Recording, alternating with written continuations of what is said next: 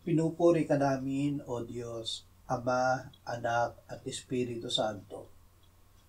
Salamat, Ama, na ibinigay mo sa amin si Jesus na iyong anak, na namatay para sa aming kasalanan, iyong muling binuhay, iniakyat at iniluklok sa iyong kanan sa langit.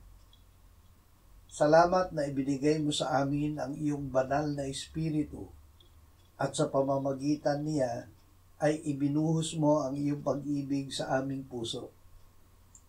Ama, ikaw ang Panginoon na nagpapagaling sa amin.